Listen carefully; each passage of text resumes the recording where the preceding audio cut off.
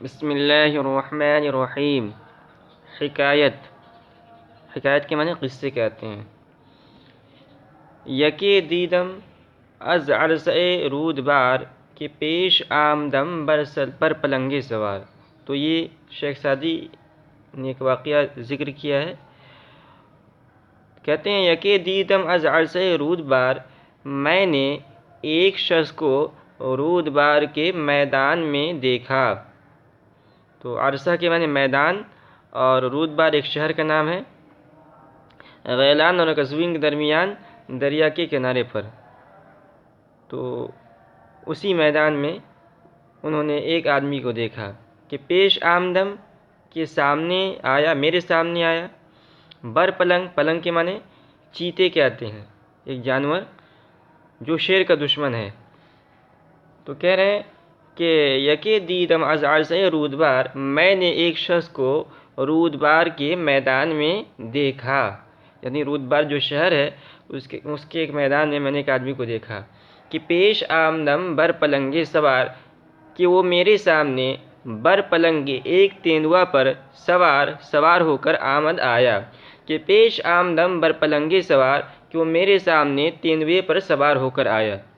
تو یہ تیندوا بھی ایک درندہ ہوتا ہے، چیر پھاڑ کر کھا جانے والا جانور ہوتا ہے، انسان کو بھی وہ کھا جاتا ہے، پھاڑ دیتا ہے۔ تو ایک آدمی ایک تیندوے پر سوار ہو کر آیا، بڑی تعجب کی بات ہے، اس لیے کہ وہ تو انسان کو دیکھتے ہی چیر دیتا ہے، پھاڑ دیتا ہے، تو پھر انسان اس پر کیسے سوار ہو سکتا ہے؟ تو یعنی یہ بہت تعجب کی بات ہے۔ تو جب آدمی کسی شیر کو دیکھ لے، یا تیندوا بھی شیر کی طرح جانور ہوتا ہے، اس کو دیکھ لے تو آدمی پر ہیبت طاری ہو جاتی ہے نا، اور آدمی ایک دم ڈر جاتا ہے۔ تو شیخ سعدی کہتے ہیں میرا بھی وہی حال ہوا ہے۔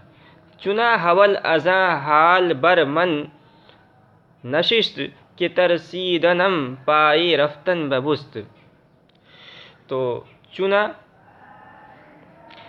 حول ازاں حال اس حال کی وجہ سے، چنا ایسا، اور حول کی معنی حولناکی، ہیبت، اور نشستن سے نشست بیٹھنے کے معنی میں، یہاں طاری ہونے کے معنی میں ہے، اور ترسیدن سے ترسیدنم یعنی متکلم کا صیغہ ہے، میں ڈرنے کے معنی میں، اور پائے رفتن معنی چلنا جانا، اور پا کے معنی پیر، اور بستن سے بست باندھنا۔ تو کہہ رہے ہیں چنا حول ازا حال بر من نشست، اس حال کی وجہ سے مجھ پر ایسی ہیبت طاری ہوئی، یعنی جب اچانک میں نے شیر کو تیندوے کو دیکھا تو دیکھتے ہوئے اس کو میں ایک دم ڈر گیا، کہ ترسید نم پائے رفتن ببست، کہ خوف نے میرے چلنے کے پاؤں باندھ دیے، کہ ترسید نم کہ خوف نے پائے رفتن چلنے کے پاؤں کو ببست باندھ دیے، یعنی ایسا ہوا کہ میں وہیں جم کر رہ گیا، میرے اندر بھاگنے کی سکت بھی نہیں رہی۔ تبسم کنا دست بر لب گرفت، کہ سعدی مدار اینچہ دیدی شگفت۔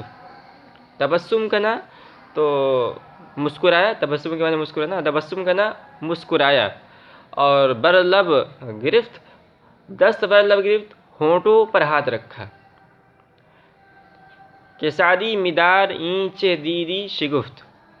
مدار یہ فعل نہیں ہے، تعجب، مدار شگفت، شگفت کے معنی تعجب کرنا، تو مدار شگفت تعجب مت کر، اور اینچ دیدی جو کچھ تو نے دیکھا۔ تو تبسم کنا دست بر لب گرفت، اس نے یعنی وہ جو آدمی تیندوا پر سوار تھا، اس نے مسکراتے ہوئے بر لب گرفت، ہونٹوں پر ہاتھ رکھا، کہ سعدی مدار اینچ دیدی شگفت، کہ اے سعدی جو کچھ تو نے دیکھا اس پر تعجب نہ کر، یعنی تو دیکھ رہا ہے کہ میں تیندوے پر سوار ہو کر آ رہا ہوں، تو یہ بہت ہی بڑی بات ہے، لیکن تو اس پر تعجب نہ کر، اس لیے کہ اس کا میں تجھے فارمولہ بتا دے رہا ہوں کہ اس جانور کو میں نے کیسے زیر کر لیا، اور کیسے میں اس جانور پر سوار ہو گیا۔ تو ہم گردن از حکم داور می پیچ، کہ گردن نہ پیچس ز حکم تو ہیچ۔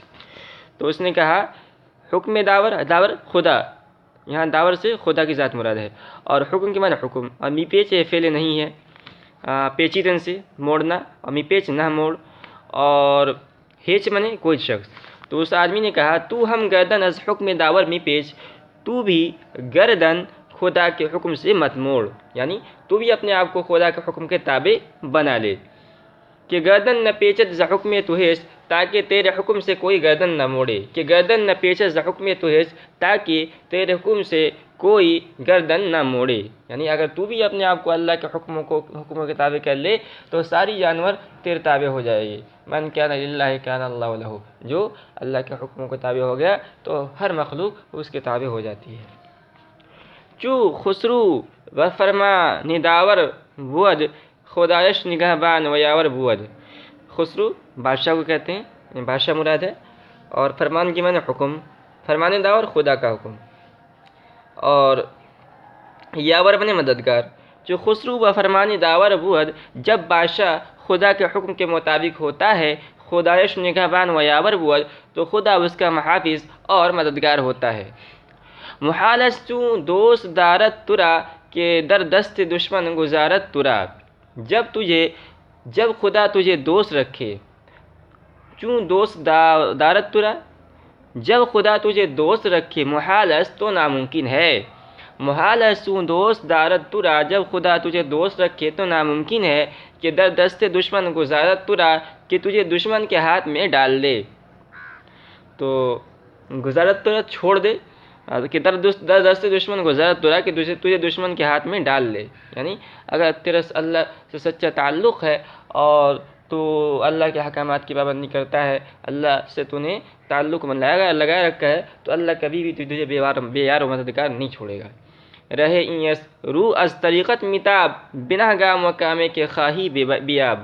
راستہ یہی ہے، راستہ یہی ہے، رو از طریقت متاب، طریقت سے منہ نہ موڑ، یعنی حقیقی راستہ یہی ہے کہ اللہ کے حکموں کے موافق اپنے آپ کو تو کر دے۔ بنا گام و کامے کے خواہی بیاب، قدم رکھ،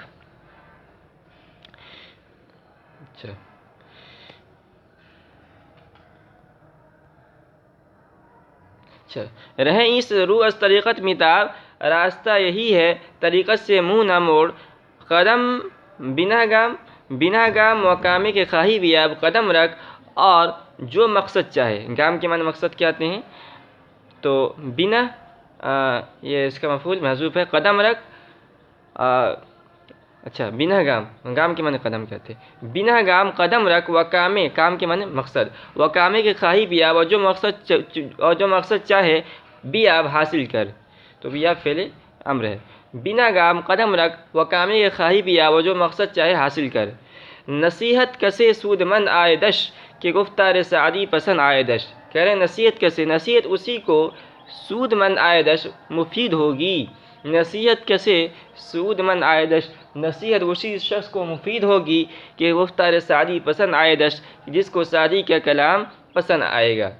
تو یہ کہ تمثیل واقعہ تھا، انہوں نے اس کو بیان کیا، اور اس کا مقصد یہ ہے کہ آدمی نصیحت حاصل کرے، اور نصیحت یہ ہے کہ اگر آدمی اپنے آپ کو اللہ کے حکموں کے تابع کر دے، اللہ کے حکموں کے موافق اپنے زندگی گزارنے لگے، تو اللہ اس کا یار و مددگار ہو جاتا ہے۔